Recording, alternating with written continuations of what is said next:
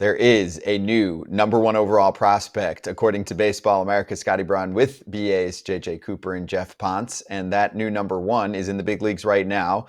And his name is Junior Caminero of the Tampa Bay Rays. He must be a big deal, JJ. They traded away all-star Isaac Paredes to make some room for him. They were clearing the decks for our new number one prospect. The third number one prospect we've had this year, Jackson Holliday, James Wood have also held that crown.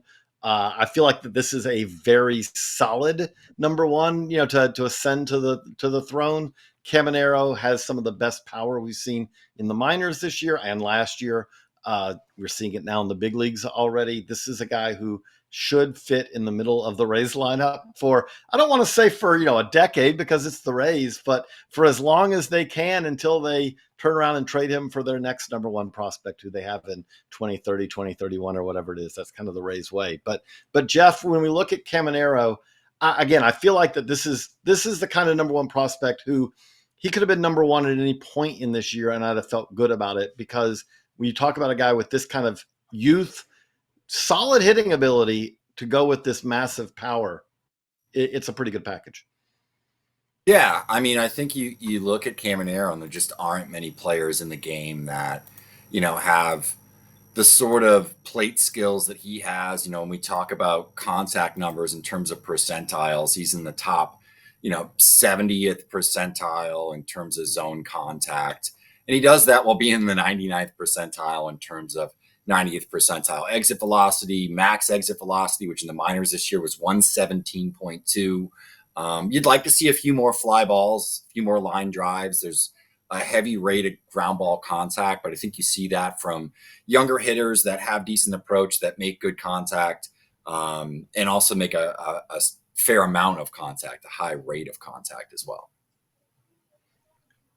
Do we think that this is going to be a long-standing star in our league? I mean, obviously, you guys are speaking very highly of him. The Rays are looking for players to build around for a long time. And hopefully, if they feel that's the case, maybe they try and sign him up kind of early to an extension because of the case of Rays players that get to 2 or 3 years left of team control and they move on if they become too expensive. So is this potentially a player, JJ, if we're looking at on-field progress, at someone that maybe in the offseason gets a pretty large offer sent his way, or too soon? No, I think absolutely. I'd be shocked if the Rays haven't kind of already approached him about some of the, hey, are you interested in a long-term deal? Because this is power that the Rays don't have that often. I mean, they've had a couple of guys. Brandon Lyle's obviously would help a pretty consistent power source for them. But Caminero's a guy who could lead in the post-Aaron Judge world, how about could lead the AL in home runs. He has that kind of power, especially as Geoff said, as he gets older, as he matures and kind of learns when to lift the ball a little bit more often. He already does that some, but he really has a swing now that's kind of a hitter's swing. A lot of his power now comes from he just hits the ball so hard. He also has kind of the ability to go oppo and clear, hit the ball in the air on the opposite field and go out to right. He can go out to the opposite field in a way that not many guys can. I think we're going to see more pull side power as he matures. But this is a building block type guy. This is really the best prospect that the Rays have had since a prospect who, we don't talk about understandably now because of legal problems that much, is Wander Franco. He's the best that they've had since then. All right, so he's number one. And then after that, it gets interesting in terms of the theme of the top 100. I want to kind of put it that way. So where are we at right now, Geoff, with the Baseball America top 100 list? I see JJ shaking his head. Actually, JJ, you want to get a quick line in there and we'll see if Geoff agrees with you? You seem top 10 after Caminero. You agree, Geoff? Yeah, I think the tiers just at the top aren't as separated as they had been over the last couple of years. We had very clear elite tiers over the last handful of years, when it comes to the top 100 list. I think, we were really spoiled a few years ago when we had Julio, Bobby Witt Jr., Adley Rutschman. Even coming into this year, of course, we had, a bunch of potential number one prospects, 3 different guys that held that title that were all in that top 10 coming into the season. And I don't know if we have that clear-cut guy right now. I think for the first time in a long time, there's a pitcher that's legitimately maybe the number one prospect in baseball in Jackson Jobe. He's been performing like it lately. I think he's certainly in the conversation this offseason. It's just really tricky to, hitch your wagon to a number one overall prospect who's a pitcher.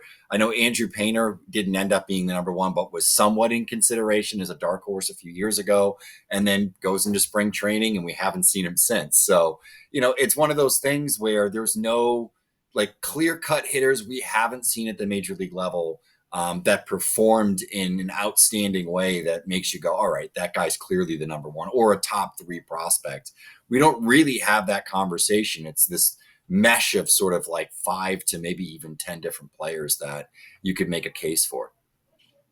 Yeah, the thing that jumps out is usually, like Geoff said, usually our kind of, you say, well, what makes a number one prospect? And usually it's the combination of a guy who has some of the best tools in the minors, who's reached the upper levels of the minors and been one of the best performers in the minors.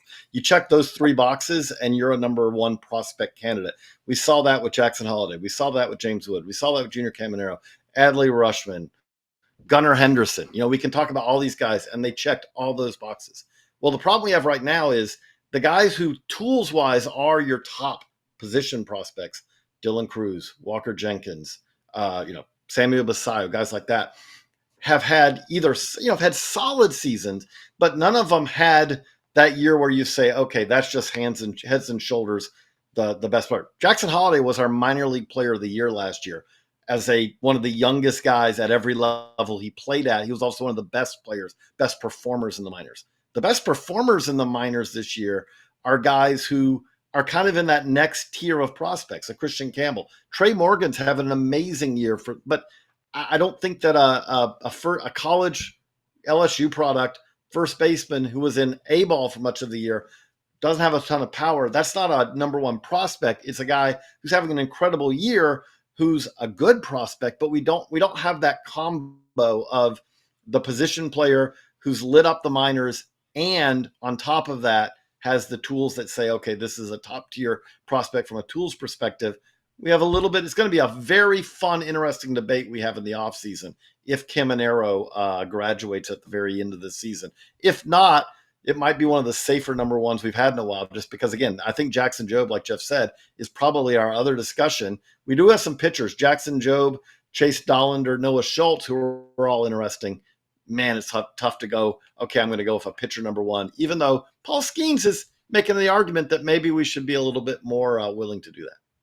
Yeah, and what he's been able to do from the jump in the big leagues, it's been special. So if you want more information on Junior Caminero, we did a whole prospect profile segment on him. We even talked about him quite a bit on a previous Hot Sheet show. So go check that out and make sure you get yourself a Baseball America subscription. Please subscribe to this page here on YouTube as well. And we will see you for more prospect profiles and Hot Sheet shows.